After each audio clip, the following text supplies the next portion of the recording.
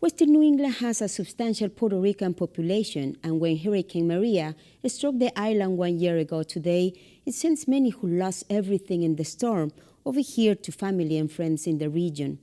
While many communities stepped forward to help, the situation was not without its challenges. How to house, employ, and educate the influx of those fleeing the devastation.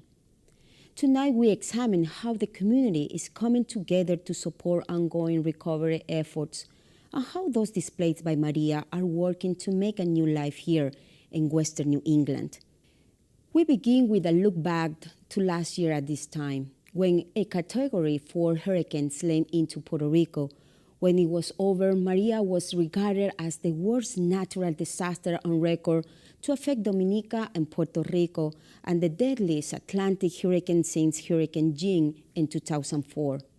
Almost immediately, people in this region began hearing from relatives on the island, and once the airport reopened, they were booking flights to Western Mass. But was Western Mass ready? Producer Dave Fraser takes a look back. It was bad, like really bad, because no water, no electricity. People get used to technology, phones, everything, we didn't got no signal, no internet, no communication with others. I lost everything over there in Puerto Rico. Antonio Regal and his wife Shakira relocated to Springfield after losing everything they owned when Hurricane Maria devastated the U.S. territory of Puerto Rico. Maria struck as a Category 4 hurricane. Highly favorable environmental conditions allowed the storm to undergo explosive intensification as it slammed the island on September 20th, 2017.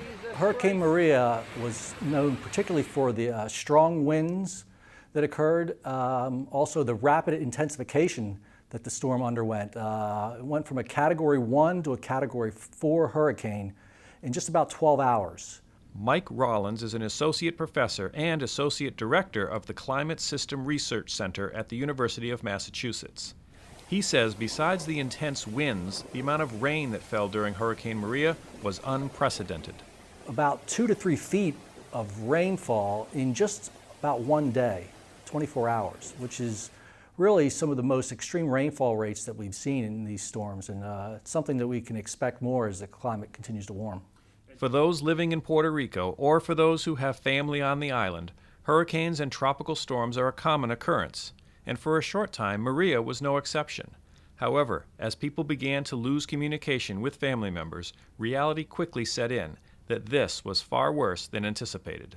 I think the first sign that things were really bad is that we couldn't reach anybody, right? So we're trying to call, like me personally, we're trying to call, my mom is trying to call her sister, she can't reach anybody. You hear on the news that like power is out everywhere. And suddenly the news is paying attention to this little island that they never pay attention to. So that in and of itself, the fact that it was on TV, that they were talking about it, it was on a constant news cycle, at that point you think, okay, well this is something a little bit more major than just a regular run-of-the-mill hurricane. Almost right away after the storm, many Puerto Rican residents reached out to family members in Western Mass for help. Families began coming to this region as soon as the airports in Puerto Rico reopened. Springfield and Holyoke saw the most.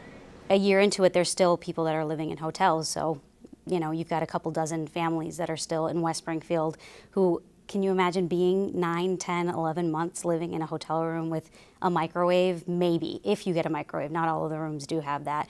Or a refrigerator. Some of them have refrigerators, some of them don't. And trying to feed your family and find a job and find housing and learn the language. It's overwhelming even talking about it.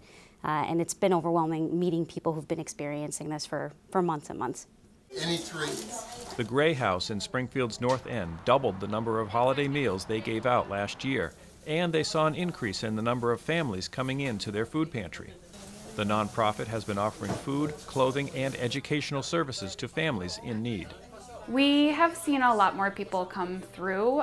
A lot of people who have come to the Gray House before for services for themselves are now reaching out because they have family who they've taken in, or maybe they're not able to take them in and are just looking for as much help for them as possible. It's a similar story at Enlace de Familias in Holyoke, where microwaves and mattresses are piled up in their storage rooms because people continue to come in seeking assistance. I never thought, I never planned for the amount of people that walk through these doors.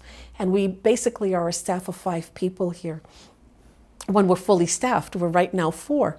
And so it got pretty scary. The condition of the elders confused, and it wasn't always because of dementia or Alzheimer's, but this was just too much for them to absorb.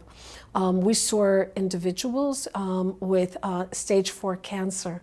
We saw children that were pending life-threatening situations, that they were waiting for surgery. And then because of the hurricane, it was no longer available. Enlace de Familias quickly became the one-stop shop for critical care services. City agencies came together and sent representatives to man tables and provide assistance to those who were coming in. We need to come together. I need your support and I need your help. And starting on Tuesday, it was that Columbus Day holiday. That Tuesday, I said, I need all hands on deck.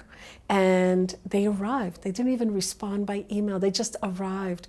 We set up tables around a large conference room, and we did that from the middle of October until the end of April, 5 days a week.